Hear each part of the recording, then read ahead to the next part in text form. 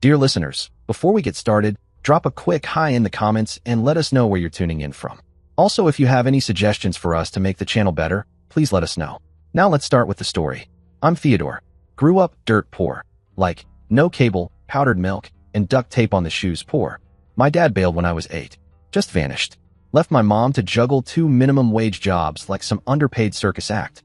She'd work all day at the grocery store, where the fresh produce was questionable at best. Then head straight to cleaning office buildings until midnight. I used to wait up for her, pretending I was asleep while she shuffled in, smelling like pine sol and disappointment. Most nights, I'd hear her crying at the kitchen table, whispering prayers while trying to figure out if she could afford rent and keep the electricity on. Spoiler alert, usually not both. She wore the same 3 outfits to work, so long I started thinking of them like superheroes. Patchy purple blouse, faded gray pants, and the cape of eternal laundry. That woman sewed more than a tailor in a wedding season. I once asked her if the clothes were shrinking, and she said no, her dignity was just evaporating. Watching all that mess, I made a vow. A serious, capital V vow. My wife will never know what it's like to check the fridge and see only condiments. So I busted my butt in college. Construction management. Yeah, sexy major, I know. By day, I crammed equations and blueprints into my skull, and by night, I moved boxes at a loading dock where the boss had 3 teeth and a consistent body odor problem. Sleep? What's that? I was living off caffeine, stubbornness, and the dream of maybe one day affording real cheese. Not cheese product, real, from a cow cheese. Then came Camila. Met her at the campus coffee shop during my junior year. She walked in like she owned the damn place. Blonde hair bouncing, nails glinting, outfit screaming, rich girl pretending to slum it for the aesthetic. She was studying marketing, though honestly, I think her real major was strategic manipulation. Camila could get a free iced caramel latte just by blinking. And I, Theodore the Tireless, fell headfirst into that whirlwind. She was stunning, don't get me wrong. Like, slow motion in a hair commercial stunning. Problem was, she knew it. She was the kind of girl who thought modesty was a brand of shoe for poor people. I watched her sweet-talk guys into buying her drinks, doing her homework, even paying her parking fines. Meanwhile, I was counting quarters to decide if I could afford a second cup of noodles. Her family? They were what I used to call rich adjacent. Not private jet rich, but definitely, we ski in Aspen and don't wash Ziplocs rich.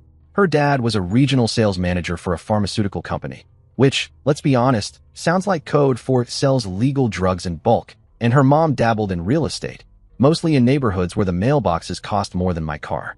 Their house had a 3-car garage. We had a front porch made of hopes and rotten wood. The irony? We got married right after graduation. A modest little wedding, except it wasn't. Her parents paid for it because, let's be honest, the only budget I had back then was, please don't let my debit card get declined at Taco Bell. Camila said she couldn't have her special day looking cheap. Cheap, of course, meant anything not featured on a wedding show with a budget of a used yacht. After that, life came fast. I landed a solid job with a mid-sized construction company pulling in about $78,000 a year. Coming from a background where $78 was a very good week, this felt like I'd made it. I was walking around like I'd just been knighted by the paycheck gods. Camila? She got a marketing gig, maybe $35,000 a year. But the moment Harper was born, she quit. Told me she wanted to be a full-time mom. Said, I just can't bear the thought of putting our precious baby in daycare. I couldn't bear the thought of our bank account hemorrhaging. But hey, what do I know? For the next 6 years, I absolutely killed myself to provide. We had a beautiful 4-bedroom home in a zip code with schools that practically handed kids scholarships in their lunchboxes. Of course, the place came with a $425,000 mortgage that made my eyeballs twitch every time I logged into our online banking. Camila drove a BMW X5, the kind of car that practically screams, I do Pilates and judge people's shoes. It cost more than my entire college degree, and the monthly payments? They made me physically wince every time I signed the check. Meanwhile, I drove a beat-up Honda with 180,000 miles, faded paint, a duct tape bumper, and an engine held together with zip ties, Divine Mercy, and YouTube tutorials by dudes named Cliff. I worked 65+ hours a week. Most weekends, too. I took every project, every overtime shift. I left the house at 6 a.m. and didn't roll back in until 9 p.m., dust-covered, starving, and one traffic jam away from a nervous breakdown. And every night, I'd walk in the door and find Camila, freshly showered, sitting at the table in some boutique loungewear, hair tied up like she was in a Neutrogena commercial, irritated because, God forbid, I was late for dinner again. Looking back now, I realize I wasn't a husband. I was a human ATM with legs. Tap for cash. Insert paycheck. No hugs, just receipts.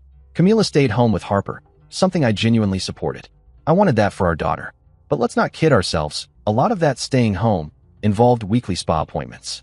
Facials, massages, manicures every 2 weeks at a salon where they charged $80 to paint nails and gossip. She'd go shopping with her girlfriends at boutiques where a single shirt cost more than I spent on clothes in 6 months. And don't get me started on those fancy workout classes. $200 a month just to sweat in public. Plus, the designer athletic where she insisted was necessary for motivation. Meanwhile, I was eating gas station sandwiches for lunch. Not even the fresh ones. No, the kind wrapped in plastic where the expiration date is more of a suggestion. Ham and cheese that tasted like wet regret. But hey, $3.49 and it came with chips. I wore the same 3 work shirts until they basically disintegrated. One sleeve gave out mid-meeting like it couldn't take the corporate pressure anymore. I drove an extra 20 minutes just to find cheaper gas like some sort of frugal knight on a sad, dusty quest. Camila, on the other hand, had different priorities. Whenever her friends posted pictures of European vacations or new luxury SUVs, she'd get this glazed-over, soul-sucked look. Like the universe had personally robbed her of a destiny involving Tuscany sunsets and leather seats that warm your butt. I just don't understand why they get to have that life, she'd mumble, scrolling Instagram like it was a list of grievances. Because apparently, Karen from her yoga class buying a Range Rover was a cosmic insult to her existence. And I thought that's what being a good husband was. Sacrifice. You know, slaving away at work, slowly dying inside, never asking for a damn thing. Just shoveling all my time, energy, and willpower into the furnace of providing. I thought that was love. Making sure my wife never had to budget, while I had holes in my socks and dreams. I worked so hard to avoid turning into my dad, that absentee magician who disappeared in '98 and never looked back, that I ended up becoming something arguably worse. Invisible. Camila didn't see me anymore. Not really. She'd say things like, "The Johnsons just got back from their Mediterranean cruise. Oh good. The Johnsons. May their sun-kissed tans and matching luggage bring them eternal bliss." Then it'd be, "Did you see Linda's new kitchen renovation? That marble countertop probably cost more than our entire kitchen." I wanted to say, Linda also married a dentist who works 2 days a week and sells protein powder on the side. What do you want from me, a kidney? And when her college friends posted about their promotions, penthouses, or patio makeovers, she'd spend hours scrolling, face twisted like someone just told her brunch reservation was canceled. The signs were all there, bright, flashing, with sirens. But I ignored them, too buried in work, too tired to confront the truth, or maybe just scared. Because seeing it meant accepting that I didn't marry someone who loved me, but someone who loved what I could provide. Then came spring of 2022. Camila started acting like she'd been body snatched, always on her phone, giggling at messages that definitely weren't coming from me. The moment I walked into a room, snap, apps closed faster than a guilty teenager hiding candy under the pillow. She'd whisper into the phone in the bathroom, then flush the toilet for camouflage. Real CIA-level espionage. Suddenly, she was using phrases I'd never heard from her before. I need to invest in my personal growth. I'm rediscovering my authentic self. I refuse to settle for mediocrity. All this from the same woman who once cried because the hotel towels weren't fluffy enough. She joined some women's empowerment group, $300 a month. Mind you, basically a subscription to vague inspiration and Instagram quotes. She said it helped her level up. I said, if I spent $300 a month on anything, I'd expect it to mow the lawn and do my taxes. And then came her ex and his updates. Oh yes, my nemesis makes an entry. Look how well William's company is doing, she'd say, flashing me a Forbes article like it was gospel. He just opened offices in 3 new cities. That's nice. I'd respond, trying not to choke on the irony of being force-fed my college rival's highlight reel. Don't you ever wonder what your life would be like if you were more ambitious? If you took bigger risks instead of playing it safe? That one stung. But I figured she was just stressed. Maybe it was money. We weren't poor, but Camila had developed a taste for the extra premium deluxe lifestyle my modest income couldn't accommodate. Without careful budgeting, which, let's be honest, was a one-man job in our house, Camila's spending started to resemble a small country's defense budget. She was constantly going out. Fancy restaurants, boutique bars, overpriced rooftop cafes with chairs you weren't sure you could sit on. And, naturally, each outing required a new outfit. It's supposed to be where all the successful business people go for networking, she'd announce, sashaying into the living room, wearing a $400 dress I'd never seen before. probably with a tag still dangling somewhere inside. I blinked. Did Nordstrom throw a clearance sale I didn't hear about? She just waved a hand like she was shooing away a gnat. You can't put a price on experiences and connections. Oh, can't you? Funny, the bank seems to definitely know how to put a price on them every 30 days. Then came that Tuesday night. I was sitting at the dining table with Harper, helping her with a math worksheet. Fractions, I think. Which, ironically, turned out to be the perfect metaphor for what was about to happen to my life. Camila walked in and sat down across from me with this look on her face. Not angry, not tired, just unfamiliar. Like she'd practiced it in the mirror and decided this was her "I'm about to emotionally gut you" expression. "Theodore," she said, in a voice usually reserved for reading sad poetry, "I need to tell you something important." Even Harper looked up, instinctively sensing something was off. She clutched her pencil like it might protect her from the emotional shrapnel that was incoming. "I've been talking to someone from my past," Camila said. "Someone who's been making me think about the choices I made." Now, when your wife says something like that, you know no one named Mildred is about to be mentioned. I stiffened. "Talking to who?" She hesitated. Then, like she was about to reveal a long-lost lover in a soap opera, she said it. "William. Of course. William Morrison. The human LinkedIn profile she never stopped referencing in 6 years of marriage. The golden boy. The one who could do no wrong, build no unglamorous shopping complex, and apparently still haunted her dreams." She continued, all breathy and nostalgic. "We reconnected on Facebook 3 months ago. He reached out after his divorce was finalized. We've been texting and calling. Just catching up. 3 months. While I was pulling 14-hour shifts to pay for Harper's school and Camila's habit of buying eye cream with ingredients that sound like rare minerals. She was out here emotionally crowd-surfing with her ex. His wife couldn't handle being married to someone so successful, she added, as if that were some sort of accomplishment badge. She wanted him home more, instead of building their empire. She said empire like we were in a Renaissance drama, and William was out conquering Europe instead of just, let's be real, sitting in boardrooms with catered lunches and company mugs. "Theodore, you should see what he's accomplished," she went on, eyes lighting up like a Christmas sale. "He transformed his father's construction company. They're building shopping complexes, office buildings, luxury condominiums, international projects." I stared at her. "So what exactly are you telling me?" She glanced at Harper, who was now pretending to do math but holding her pencil like a telephoto mic. "I think I made a mistake," Camila said quietly, choosing security over passion. "William and I had something intense. Electric. Something I've never felt with anyone else. Oh good. 6 years of marriage and I'm apparently a surge protector. So, you made a mistake. So, this marriage and this life means nothing. I get it." Her face didn't even flicker. "I just have a comfortable existence with someone I settled for because I was too scared to take a chance on real love and success." Harper's eyes filled with tears. "Mommy, why are you talking about love with someone else?" "This is grown-up conversation, sweetheart," Camila said, all cool and maternal. "Go watch TV." After Harper padded out of the room, I leaned in. "Are you having an affair?" "We're just talking," she said, with the same tone one might use when discussing the weather. "Exploring what might have been. But he's invited me to visit Seattle. To see if what we had is still there." I blinked. "You want to visit your ex-boyfriend? While married?" "To me. I want to visit Seattle," she corrected, like I was the one missing the point, with Harper. "Williams talked about enrolling her in this exclusive academy where Seattle's elites send their children. The audacity was so thick in the air I could have buttered toast with it. A trial run, that's what it was. To see if she could upgrade her existence like a software update. Camila 2.0, now with more richness and reheated romance. "And if you decide to stay permanently?"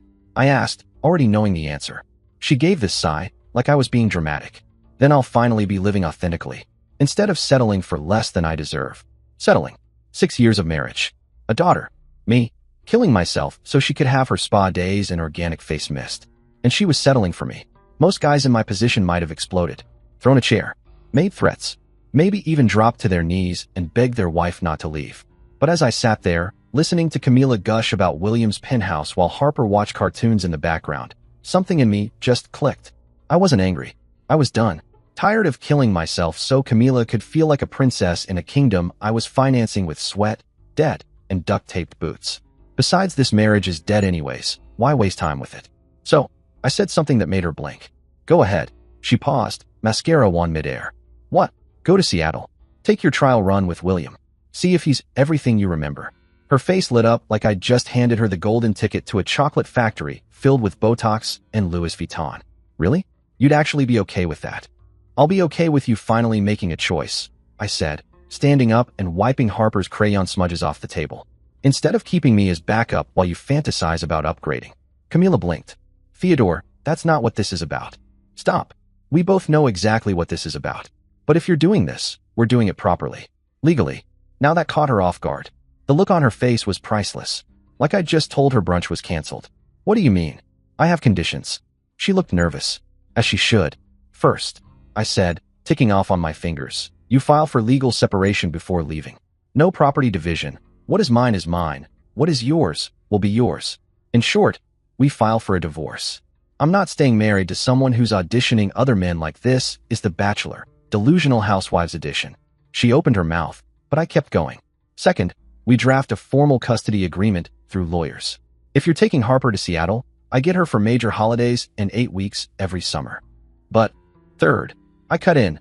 I'll pay child support as required by law, no problem. But I want scheduled video calls twice a week. Tuesdays and Fridays. No excuses. If Harper misses a call, you explain to her why. She crossed her arms. And fourth, and most important, when this crashes and burns, don't expect me to be waiting around like some loyal footstool. I won't be the consolation prize. You don't get to circle back if the penthouse gets foreclosed. Bottom line, I have no obligation to take you back. She scoffed, brushing invisible lint off her overpriced blouse. It won't crash and burn. William's already looking at enrolling Harper in this exclusive private school. It costs more per year than you make. Charming. He wants to get us a beautiful apartment overlooking the water. Of course he does. Because nothing says, I'm stealing your family, like bribing a 6-year-old with an aquarium view and a school uniform. The next 2 weeks were a parade of delusion. While I met with my lawyer and our accountant, Camila was practically levitating. She started shopping for a new wardrobe, like Seattle had a dress code that required only cashmere and designer optimism. William says the social scene is incredible, she'd say, tossing shoes into a suitcase. All the tech executives go to these amazing charity galas. I nodded while making Harper a peanut butter sandwich. Sounds exhausting. Don't forget to pack your pretending not to be elitist face. I'll finally be around people who understand success, she added, smiling like she was announcing a pilgrimage to the holy land of overcompensating entrepreneurs. She spent hours on the phone with William, giggling like a teenager with a crush while I stood in the kitchen, peeling oranges and listening to my marriage rot one Bluetooth call at a time. Our house felt like a hotel lobby, pretty, functional, and devoid of any emotional investment. Then came the airport drop-off. Gray Tuesday morning, skies matching the mood. I loaded their designer luggage into the trunk of my car, and drove them in silence. At the gate, Harper hugged me goodbye, her tiny arms squeezing tight around my neck. Daddy, why can't you come? She asked, her little face confused. Mommy says William has a boat. I have to stay and work, sweetheart, I said, kneeling to her level. But I'll see you at Christmas. And we'll talk on the computer twice every week, okay? She nodded slowly. I love you, Daddy. I love you too, Harper. More than all the stars in the sky. Then Camila gave me this smug, triumphant look, like she'd just checkmated me in some game I didn't realize I was playing. I'll call when we get settled, she said, trying to sound casual. Sure thing, I replied, smiling just enough to be polite. But what Camila didn't realize, couldn't begin to understand, was that I wasn't the same pushover she'd married. Working 65-hour weeks had taught me a thing or two. About business. About money management. About my own damn worth. And I've been having some very interesting conversations with my boss. About starting my own construction consulting firm. The moment their plane took off, I didn't waste a second. I walked straight back to my car, sat in the driver's seat, and started making phone calls that would change everything. No dramatic staring into the clouds. No slow piano music playing in the background. Just me, the quiet hum of the dashboard AC, and the raw, liberating energy of a man with nothing left to lose. The first month, Camila called constantly. And by called, I mean she treated every conversation like an audition for Real Housewives of Mercer Island, the prequel. It was less checking in and more live commentary from a woman who just discovered what foie gras is. She loved rubbing her newly upgraded lifestyle in my face. Every call sounded like a monologue from a luxury travel magazine, narrated by someone who just learned the phrase bespoke. Theodore, I have to be completely honest with you, she purred during one call. This is the life I was meant to be living. Oh good, glad the prophecy finally fulfilled itself. William treats me like an absolute queen, she added. Yesterday he surprised me with a shopping trip to these boutiques where celebrities shop. I spent more in one afternoon than you used to make in a month. I held the phone away from my ear, stared at it, then put it back like, cool story, Cinderella. Sounds nice, Camila. And the apartment. Theodore, you should see this place. Floor-to-ceiling windows with a view of Elliott Bay. Marble countertops. A bathroom bigger than our old master bedroom. Stunning. You know what else had a view? My Honda's cracked windshield. It even sparkled in the sun if the duct tape was aligned right. Harper has her own playroom with more toys than she knows what to do with. Glad Harper's enjoying herself, I said, biting my tongue and trying not to scream into a kitchen sponge. And then she hit me with it. William's already talking about buying a house in this exclusive neighborhood called Mercer Island. All the tech executives and business owners live there. Harper would have her own bathroom, a walk-in closet, and access to a private beach club. Ah yes, because nothing says well-adjusted childhood like a toddler with a bidet and country club access. Every conversation followed the same script. Camila, voice dripping with satisfaction, giving me the detailed itinerary of her transformation into a luxury Barbie. She'd send photos of five-star restaurants, shopping bags stacked like Lego towers, and resort weekends where Harper wore designer swimsuits I couldn't pronounce. William took us to this amazing vineyard in Napa Valley last weekend, she gushed. We stayed in a suite that cost more per night than our old mortgage payment. Harper loved the helicopter ride. My eyebrow twitched. Harper's never been on a helicopter before. Well, she has now. William says experiences are more important than things, which is why he's planning to take us to Europe this summer. Harper's going to see Paris and London and Rome. Fantastic. Meanwhile, back at my apartment, I was considering whether boxed mac and cheese counted as a food group. Every time I hung up those calls, I felt it. Like I was being slowly, systematically erased from my daughter's life. Edited out, pixel by pixel, and replaced with a glossier, richer version. A man with helicopters and wine lists, while I had budgeting spreadsheets and a Honda with character. But then came the video call. The one that changed everything and confirmed my worst fears. Harper appeared on my computer screen like a firecracker in pigtails, practically bouncing in place and talking so fast I thought I might need subtitles. Daddy Theodore, you should see my new room. It's huge, and it has its own bathroom, and a balcony where I can see boats and airplanes. Wow, I said, forcing a smile as my chest slowly caved in. That sounds amazing, sweetheart. Are you having fun in Seattle? Yes. And guess what, Daddy? William took me to this really cool aquarium yesterday where they have beluga whales. And then we went shopping for new school clothes because I'm going to a new school with a uniform and everything. I blinked. Hard. That's great, baby. My heart was in free fall, but sure, uniforms are cool. Then came the part that really cranked up the emotional meat grinder. Daddy William. Wait, what? Yeah, he's so nice to me. He bought me a bicycle with a basket and streamers. And he's teaching me how to ride it in this big park near our building. And he got me a puppy. I sat there, blinking like a man who just watched someone back over his car and wave. A puppy. Well, not really my puppy, but William's friend has this dog that I get to play with whenever I want. Her name is Princess, and she's so fluffy. Because in this new Seattle-based reboot of my daughter's life, everything had to be picture perfect. In the background, I could see Camila, looking uncomfortable, but also smug. Like someone who knew exactly what was happening, but had already decided to gaslight the situation into everyone's just overreacting. That's great, honey, I said, my voice 2 notches above a whisper. Is Mommy there? Mommy, Daddy Theodore wants to talk to you. Cue the slow entrance of Camila, face carefully calibrated to be 50% guilty, 50% self-satisfied. Like she'd just finished hosting a dinner party where the dessert exploded, but everyone still clapped. She leaned into the screen. Theodore, before you say anything, I can explain. Oh, please do, I said, folding my hands. Explain what exactly? That you're letting our 5-year-old daughter call your boyfriend daddy after a month. She started doing it on her own, Camila said, feigning innocence like she hadn't set this entire emotional Jenga tower up to collapse. Kids adapt faster than adults. Right. They also believe in the tooth fairy, but we don't let them manage our taxes. William thinks, she continued, as if that was supposed to matter to me, that it might be confusing for her to have 2 different daddies, especially since he's the one taking care of her day-to-day needs now. Taking care of her day-to-day needs? I repeated, resisting the urge to bite through my own tongue. I'm her father, Camila.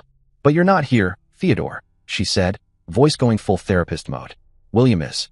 He's the one helping her with homework, reading bedtime stories, taking her to school, picking her up from playdates. Wow.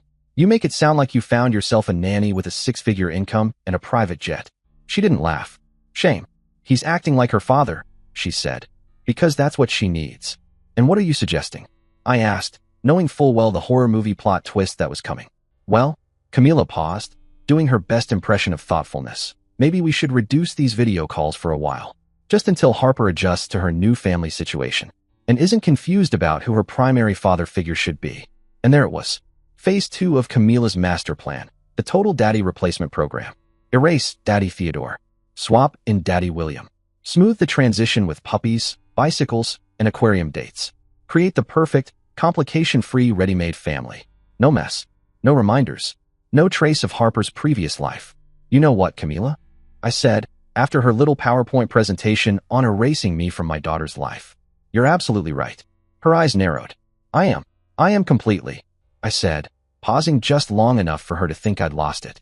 I'll stick exactly to what the custody agreement requires. Nothing more. Nothing less. Oh, okay. Good. She blinked like she'd just won a prize, not realizing she'd actually just signed up for the prologue to her karma arc. I hung up and immediately did something that probably saved my sanity and my future. I stopped trying to compete with William's bottomless Amex for Harper's attention and affection. No more trying to outboat, outsweet, or outpuppy Mr. Jet Set construction tycoon. Instead, I focused on building something that would make William's inherited wealth look like pocket change in a parking meter. While Camila was off living her eat, pray, marry rich fairy tale in Seattle with her sugar daddy, I was making moves that would prove the best revenge isn't a strongly worded email. It's massive success. First major decision? I quit my job and started my own construction consulting firm. Yep, incredibly risky when you're paying child support and eating noodles 4 nights a week, but I had nothing left to lose. Camila had made it clear I was disposable, so why keep playing it safe? I had solid relationships with contractors, suppliers, developers. I knew the industry. I'd been the guy fixing disasters for years, making other companies look good. While other consultants saw a half-built project and screamed run, I rolled up my sleeves and said, hold my coffee. Second major decision? Sold the house. Too many memories of playing second fiddle to William's ghost in that place. Plus, I needed capital. Used the equity to buy a downtown loft in an up-and-coming area with serious development potential. Translation: graffiti now, wine bars in 6 months. Prime flip territory. Third major decision? Complete physical overhaul. Started hitting the gym at 5 a.m. every day. Hired a personal trainer who looked like he bench-pressed Buicks for fun. Cleaned up my diet. Bought clothes that actually fit me. No more shirts from the dad bod disguise collection. All those years working 65-hour weeks while Camila bathed in eucalyptus oil and shopped like the economy depended on her, I'd let myself go hard. But now, different game. The business exploded. Turns out, when you're not funding luxury yoga classes and $400 brunches, you can actually invest in yourself. Go figure. Within 6 months, I'd landed 3 major contracts, including oversight on a massive city infrastructure project. Within a year, 12 employees. And we were turning down work because we were booked 18 months out. Companies were paying premium rates just to get me on their projects. And then, around the 8-month mark, I met Eleanor. A veterinarian. Ran her own practice. Drove a modest hybrid. No design or anything. Her idea of splurging was buying premium dog treats for rescue puppies. She was smart. Funny. Fiercely independent. And here's the revolutionary part. Brace yourself. She was attracted to my ambition. Not what I could buy her. Groundbreaking, right? Eleanor was everything Camila wasn't. Supportive, balanced, genuinely interested in building something together, rather than consuming whatever I provided. When Harper visited, she'd gush about William like he was the Marvel Cinematic Universe all rolled into one. Daddy William bought me a pony.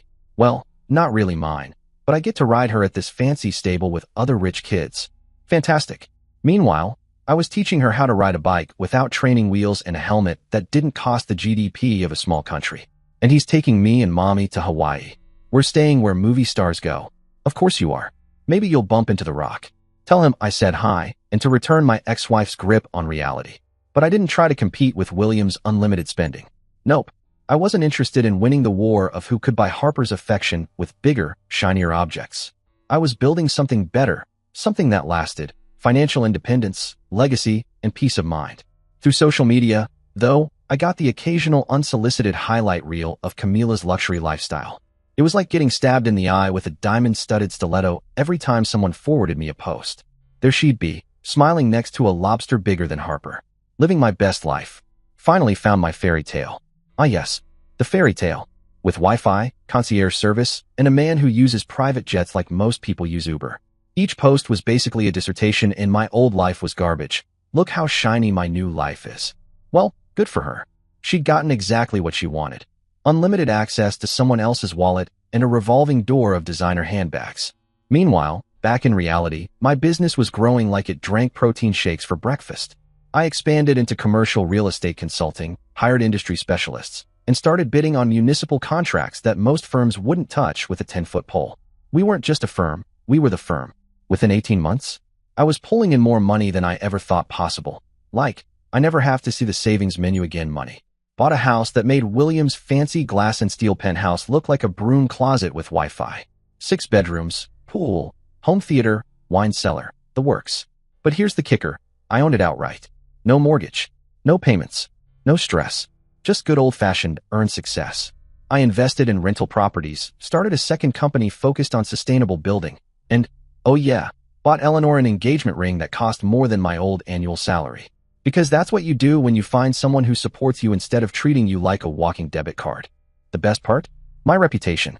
People called me the guy who can fix anything, and the consultant who makes impossible projects possible. I was getting calls from companies across state lines begging me to take on massive builds. While Camila was off curating her lifestyle like an influencer with no marketing degree, I was building something with substance. Something real. But then, about 18 months into her Seattle sugarplum fantasy, I started hearing whispers from mutual friends. Little breadcrumbs that all was not well in Mercer Island paradise. Apparently, William was starting to get, well, tired. Tired of playing instant family man with a ready-made girlfriend and her ready-made child. The novelty was wearing off. Turns out, when your business requires international travel and your girlfriend requires emotional validation every 10 minutes, things get sticky. Especially when that girlfriend starts getting a little too clingy about being left alone. One friend mentioned, between a sip of overpriced oat milk and a knowing eyebrow raise, that Camila had called her crying because William had jetted off to Tokyo for 3 weeks. Without her. Strictly business, he told her. Not appropriate for family members. Which is a very polite way of saying, you're not on the guest list, sweetheart. Another friend said Camila was getting increasingly paranoid about William's female business associates, especially the ones with MBA degrees and legs for days. She'd started making not-so-subtle demands about his travel schedule. You know, helpful suggestions like, maybe you don't need to go to Milan for that summit, unless I'm invited. William, apparently, didn't appreciate the new flight control tower in his relationship. Surprise, surprise. Meanwhile, my life? Oh, it was casually detonating in the best way possible. My business absolutely exploded in ways I never could have predicted. Landed a massive consulting contract with a major development company that basically set me up for life. Like, I might start drinking coffee out of a chalice money. This project wasn't just big. It was biblical. I was overseeing construction on an entire mixed-use development. We're talking shopping centers, office buildings, luxury condos, restaurants, entertainment venues. It was the kind of job that makes your accountant weep with joy and your LinkedIn profile spontaneously combust. My fee alone for managing it? More money than I'd made in the previous 5 years combined. It became front-page news in the business section, apparently transforming an entire section of the city and creating thousands of jobs is what the media calls noteworthy. Who knew? And there I was, lead consultant, looking like a GQ cover model in a hard hat. My name and photo were splashed across headlines. I even did a few TV interviews, talking about economic impact and innovative construction techniques, while pretending the earpiece didn't make me look like a CIA agent with a spreadsheet fetish. On the personal side, Eleanor and I got engaged, really engaged. None of that half-hearted, will you marry me in front of the fridge with a ring pop stuff. I took her to Paris for a long weekend. Proposed at the top of the Eiffel Tower, like a character in one of those rom-coms where nobody works and everyone wears cashmere. We planned a wedding that was elegant but not wasteful, meaningful but not showy. Because Eleanor? She's the kind of woman who values substance over sparkle. She was everything Camila wasn't. Independent, supportive, genuinely excited about my goals instead of just calculating what percentage she could spend on handbags. Interested in building something together, a life, a future, a family, not just consuming whatever I could provide like a financial Pac-Man. Meanwhile, through the grapevine, because small towns have better information systems than the NSA, I kept hearing concerning updates about Camila's situation in Seattle. William was apparently traveling constantly for business development opportunities, and Camila? She was spiraling. Paranoia was her new accessory. She was obsessing about what William was actually doing during these extended business trips. The fairy tale? Definitely losing its shine. Maybe it got scratched by reality, or maybe William's strictly business flights started looking more like honeymoons without her. Then came the update that really made me sit up and choke on my espresso. One of our mutual friends, let's call her Gossip Goldmine, told me that Camila had started calling around asking about job opportunities back in our city. Which, is interesting behavior for someone who was supposedly living her dream life with her wealthy Prince Charming. Another friend, because I seem to have unintentionally built my own intelligence agency, mentioned that Camila had been asking subtle questions about my business. Subtle like, so, is Theodore still working construction or is he, running the state now? Apparently, she was curious whether I was doing well since the separation. Which, let's be honest, is like wondering whether your ex won the lottery after you dumped him for a guy with a yacht in a midlife crisis. Then, just last month, my assistant buzzed my office during what was supposed to be a nice, quiet afternoon of blueprint-induced eye strain. "Mr. Peterson, there's a woman here with a little girl. No appointment. Says it's extremely urgent and personal." I didn't even need to ask who. My stomach dropped like I'd missed a step on the stairs, but weirdly, I also felt calm. Like I'd been waiting for this episode of The Real Ex-Wives of Seattle to finally air. "Send them in," I said, and sat back. The door opened, and there she was. Camila. But not the glossy, airbrushed version from Instagram. This Camila looked like life had taken a few swings at her and didn't apologize afterward. She was thinner, worn down. The usual designer armor? Absent. Her clothes were nice, but nothing with a logo I could see from across the room. Hair. Pulled back hastily. Nails. Let's just say no gel polish had seen her hands in a while. She looked like someone who'd spent the last year Googling how to tell if your sugar daddy is ghosting you. Behind her was Harper, now 7, looking around my office like she'd walked into a museum. She eyed the expensive furniture, the awards on the walls, framed photos of me with business leaders and politicians. Basically, all the stuff Camila assumed I'd never have without her guidance. But the best part, the absolute cherry on top, was Camila's reaction to my office. Her eyes swept across the room, and her expression morphed into this cocktail of shock, confusion, and what I can only describe as financial regret. She looked like someone who just realized the penny stock she sold became Apple.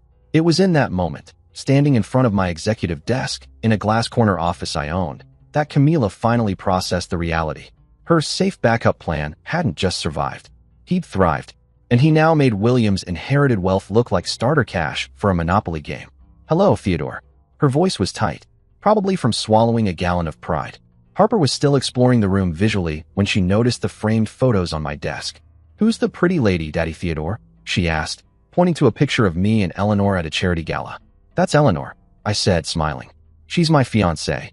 Camila's face went completely white. Not like a little pale. I mean full-on, just saw a ghost holding a tax bill white. You could practically hear her internal hard drive crashing. "Fiancé. We're getting married in 3 months. I said, as casually as if I were announcing taco night. Small ceremony, just family and close friends. And then I watched it happen, right there in real time. The moment that freight train of reality hit her square in the doorless soul, she realized her backup plan hadn't just moved on. He'd upgraded to someone better, smarter, kinder. And this part really seemed to hurt. Someone who was building a future with me. That didn't include her. "Theodore, I need to tell you something extremely important. I made a terrible, terrible mistake." Ah yes, the ceremonial return of the prodigal ex, bearing gifts of regret and poor decisions. I leaned back in my chair, crossing my arms like I was settling in for a TED Talk titled, "How to Torch a Life in 3 Easy Steps." "What happened to your fairy tale life in Seattle? Your first love, William?"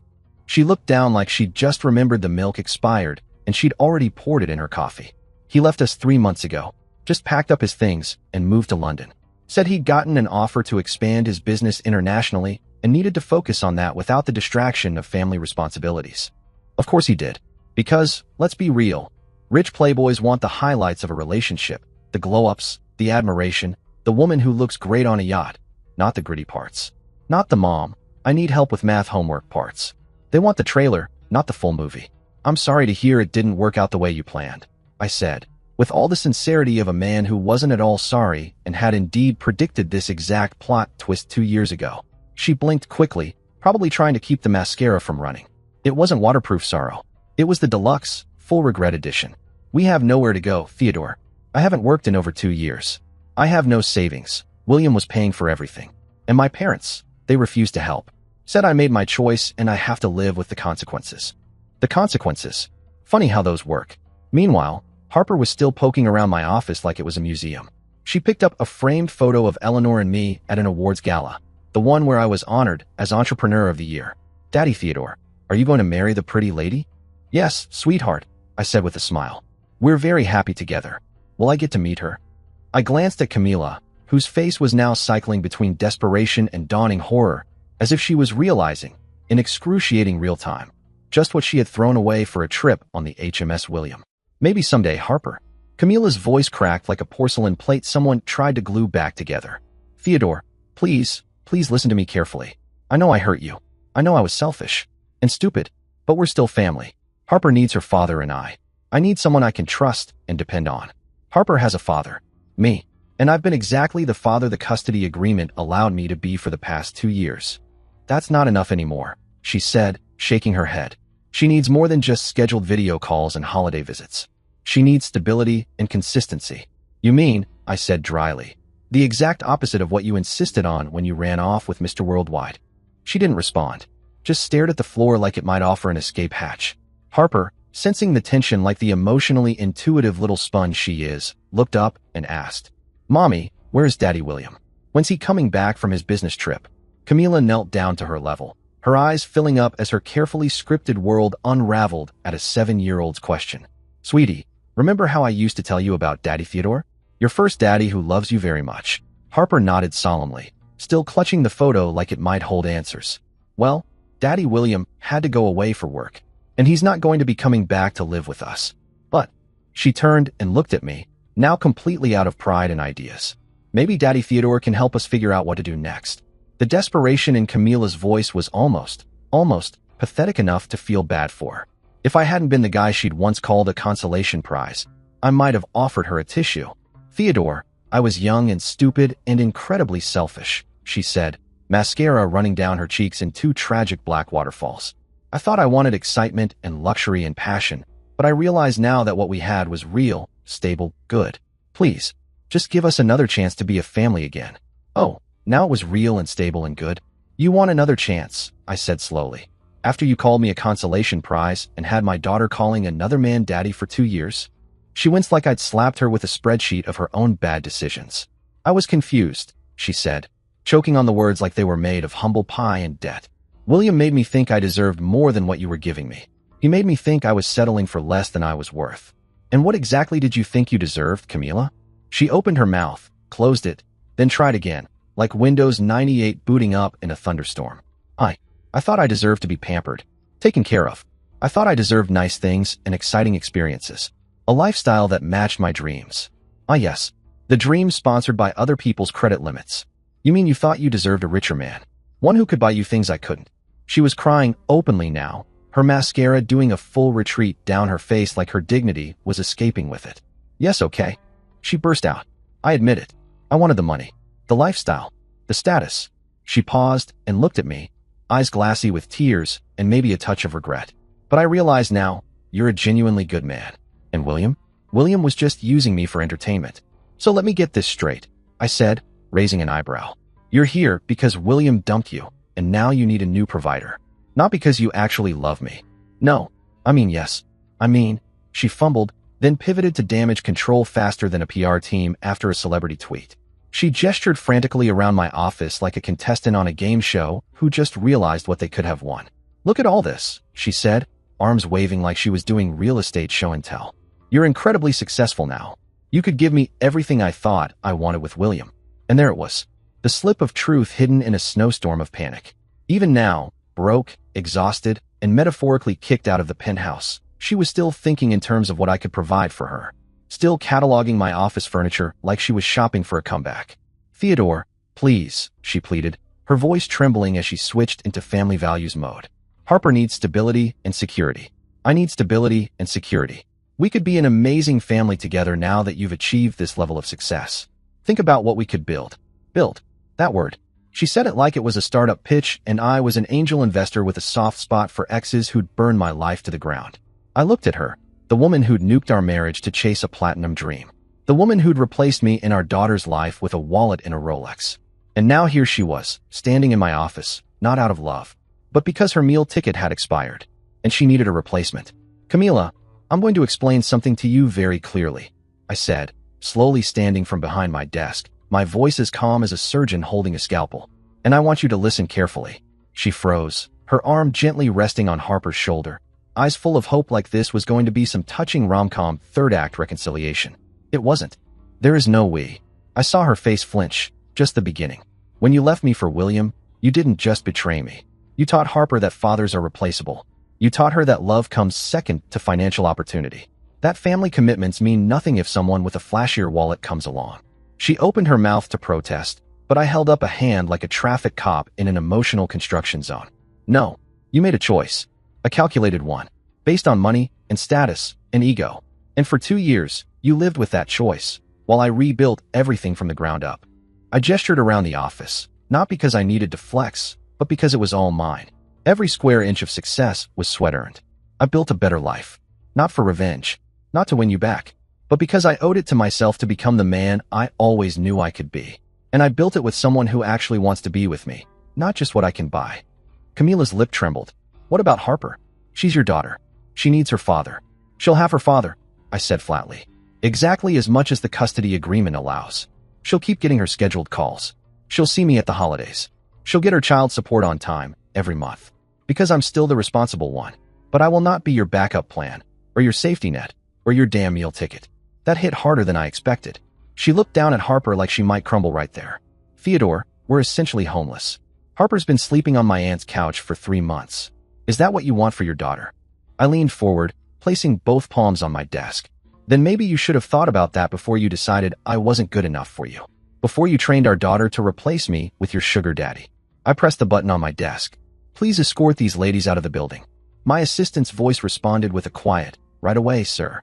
They turned toward the door, Harper still holding the photo of Eleanor and me from my desk, her little eyes wide and searching. Then she turned back. Daddy Theodore, will I still get to see you at Christmas? Like we planned.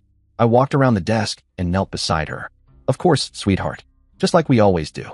Okay. She wrapped her arms around my neck. I love you, Daddy Theodore. I hugged her tighter than I probably should have let myself. I love you too, Harper. More than you'll ever know. She let go and walked toward the hallway, still clutching the photo like it meant something to her. Camila paused at the door, desperation leaking out of her like the last drops of cheap perfume.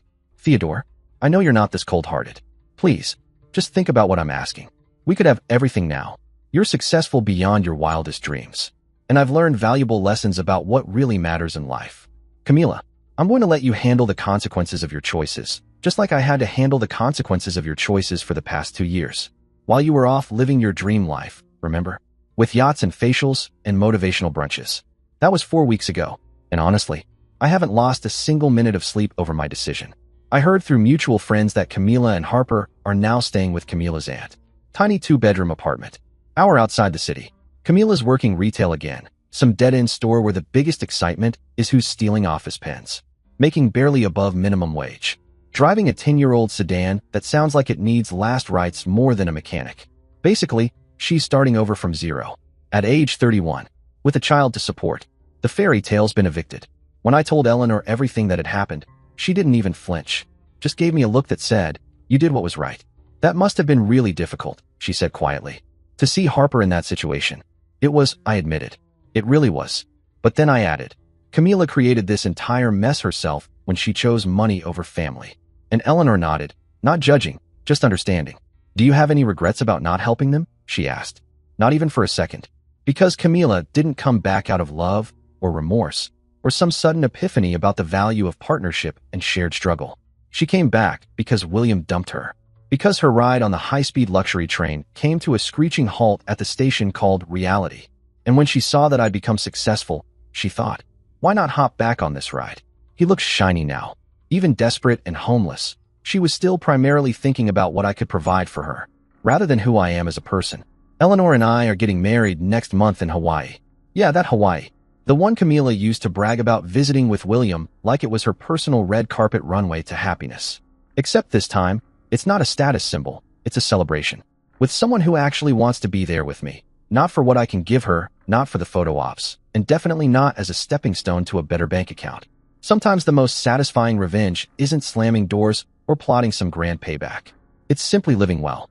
Refusing to be anyone's plan B. I used to think being the stable guy was a compliment. Turns out it was just code for safe until something flashier shows up. Camila learned that lesson a little too late, but she definitely learned it. I filed for full custody of Harper shortly after their little walk of shame out of my office. And you know what? Camila didn't even fight it. Oh, she wanted to. The dramatics were prime time. Worthy. Tears, accusations, a whole Shakespeare monologue about motherhood and sacrifice. But when the time came to actually hire a lawyer, yeah, no money. William wasn't footing the bill anymore, and that designer wardrobe of hers wasn't much help in a custody hearing. So she had to sign the papers, biting her lip so hard I thought she might need stitches. The court granted me full custody, and just like that, Harper came home. For good. Harper now has a real home. Not one built on fantasies and Ferraris, but one filled with love, stability, and actual bedtime stories that don't require a platinum Amex. And most importantly, she has a new mommy. Eleanor stepped into that role so naturally, so gracefully, it almost made me wonder if the universe had planned it all along. Harper adores her, calls her Mommy L, and draws little family stick figure portraits that include her holding both our hands. Camila? She calls occasionally, usually to schedule the next court-ordered visitation weekend. I stick to polite answers. Harper gets on the phone, tells her about her new school, her new puppy, her new room, decorated by Eleanor with fairies and constellations. Camila listens, says she's happy Harper's happy, but we both know what's running through her mind. Because as for me, I'm building an empire, marrying the woman of my dreams, and finally living the life I always deserved, but was too afraid to pursue when I was busy trying to be enough for someone who would never think I was enough. Life gets really good when you stop accepting crumbs and start demanding the whole damn bakery. Dear listeners, please share your thoughts in the comments section below and don't forget to like, share, and subscribe.